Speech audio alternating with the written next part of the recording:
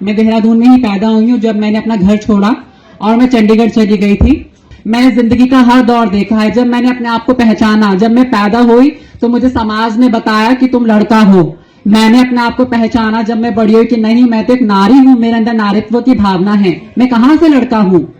I am in a right gender but in a wrong body. मैं तो एक स्त्री हूं, मेरी आत्मा एक स्त्री की है, पर मैं गलत शरीर में हूं। एक ट्रांसजेंडर महिला हूं और कुछ लोगों को ना समझ में आए तो मैं किन्नर हूं, और कुछ लोग किन्नर, हिजड़ा इस शब्द से तो हमें जानते हैं, लेकिन अगर उसको थोड़ा रिस्पेक्टिव वे में देखें तो एक ट्रांस वुमन हूं, यानी एक महिला ही हूं, लेकिन ऐसी महिला जो शायद गर्भ धारण नहीं कर सकती है, जो शायद किसी बच्चे को जन्म नहीं दे सकती है, या जिसको पूर्ण रूप से पीरियड्स नहीं होते हैं, या मैं एक ऐसी महिला हूं जो पैदा तो हुई है कुछ विभिन्न जननांगों के साथ, लेकिन अधूरी महिला, और उस पूरी जिंदगी उस अधूरेपन को लेके हमें चलना पड़ता है।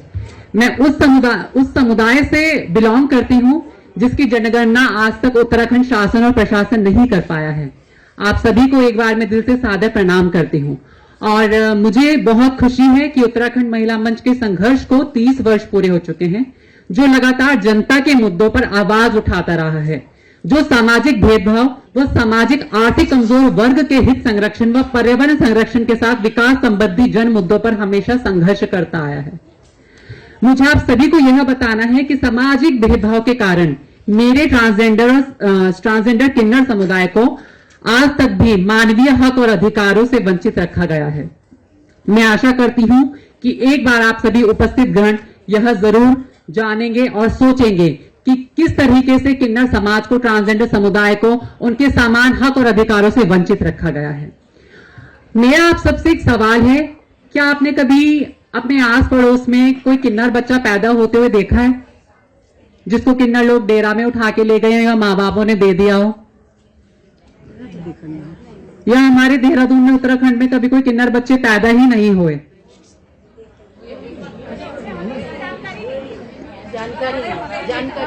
बिल्कुल।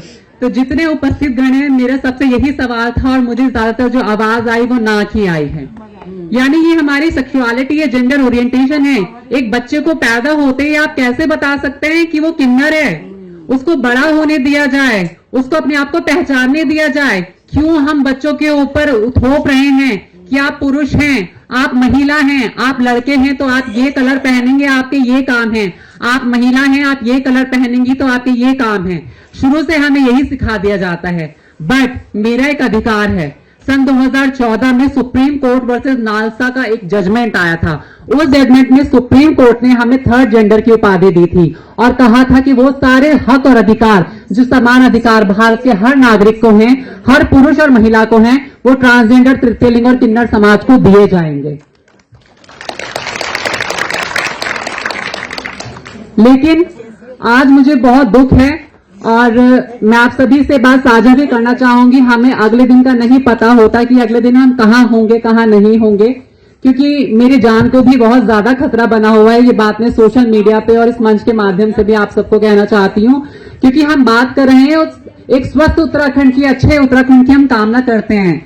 और उत्तराखंड महिला मंच ने मुझे इतना बड़ा मौका दिया है यहाँ पे आके आप सबके सामने अपनी बात रखने का, और मुझे बहुत खुशी है कि ये पूरा जितनी भी सभागार है वो लोगों से भरा हुआ है, वो मेरी बात को सुन पा रहे हैं। तो जब हम बात करते हैं उत्तराखंड के लोगों की, और मेरा ये सवाल था कि उत्तराखंड के मूल किन्नर कहाँ हैं, कहाँ गए जो हमारे देहरादून में, जो हमारे उत्तराखंड राज्य में किन्नर बच्चे, ट्रांसजेंडर बच्चे पैदा हुए थे, कहाँ विलुप्त हो गए हैं वो? क्यों उनकी जनगणना आज तक नहीं है? क्यों उनका सर्वे नहीं है कि वो क्या काम करते हैं, क्या नहीं करते हैं? तो इसी के साथ मैं आपको एक बात बताना चाहूंगी कि हमारे किन्नर समाज में, ट्रांसजेंडर समुदाय में तीन कामों को रखा गया है। जो सबसे ऊपर और अव्वल दर्जे का काम जो हमारे समाज में कहा जाता है वो है बधाई मांगने का काम।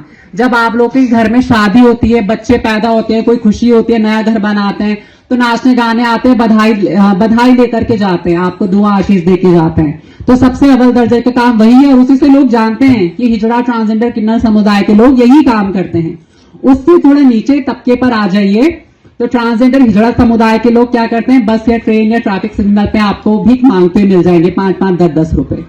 उससे भी नीचे आ जाइए तो ट्रांसजेंडर किन्नर समुदाय के लोग वैश्यावृत्ति में संलिप्त हैं। और दुर्भाग्य है कि हमारा समुदाय इन 3 कामों में सबसे ज्यादा जो है उनकी सेंसेस इन्हीं कामों में उनको रखा गया है, देखा गया है। और अगर उससे निकल के कोई बाहर निकलना चाहता है तो सबसे पहले उसको शिकार किसका बनना पड़ता है? सबसे पहले उसको शिकार अपने ही समुदाय का बनना पड़ता है। ये बहुत दुर्भाग्य की बात है और ये काला सच है। किन्नर समुदाय के 3 काम सर्वोपरि बधाई मांगना, जो आपके घरों में खुशियां होती हैं, उससे नीचे का काम बस ट्रेन सिग्नल मांगना, और सबसे नीचे दर्जे का काम है वैश्यवृत्ति। अगर इन 3 चीजों से निकलकर कोई बाहर आना चाहे, जैसे एक खुद औशिन होने के नाते मैं इन 3 चीजों से बाहर निकल के आई हूं। मैंने जिंदगी का हर दौर देखा है। जब मैंने अपने आप को पहचाना, जब मैं पैदा हुई तो मुझे समाज ने बताया कि तुम लड़का हो। मैंने अपने आप को पहचाना जब मैं बड़ी हुई कि नहीं, मैं तो एक नारी हूं, मेरे अंदर नारीत्व की भावना है, मैं कहां से लड़का हूं। I am in a right gender but in a wrong body. मैं तो एक स्त्री हूं, मेरी आत्मा एक स्त्री की है पर मैं गलत शरीर में हूं। तो अपनी आत्मा को और अपने शरीर को मिलाने के लिए मैं क्या करूं? तो उस वक्त ट्रांसजेंडर बच्चे को अपना घर छोड़ना पड़ जाता है, ये मजबूरी होती है। और या फिर जबरन 4 लोग क्या कहेंगे ये सोचकर माँ बाप इतना प्रेशराइज करते हैं, फैमिली इतना प्रेशराइज करती है कि ट्रांसजेंडर बच्चे को अपना घर छोड़ना पड़ता है। जब वो घर से निकलते हैं तो उनको भीख मांगनी पड़ती है, उनको सेक्स वर्क करना पड़ता है और उनको बधाई मांगने के लिए गुरु चेला परंपरा में चेला होना पड़ता है और डेरे के नियमों का पालन करना पड़ता है। मैं तकरीबन 17-18 साल की थी। मैं देहरादून में ही पैदा हुई हूँ जब मैंने अपना घर छोड़ा और मैं चंडीगढ़ चली गई थी। और वहां पर जाकर भी मैंने किन्नर समाज ज्वाइन किया क्योंकि मेरे पास खाने कमाने का कोई रास्ता नहीं था।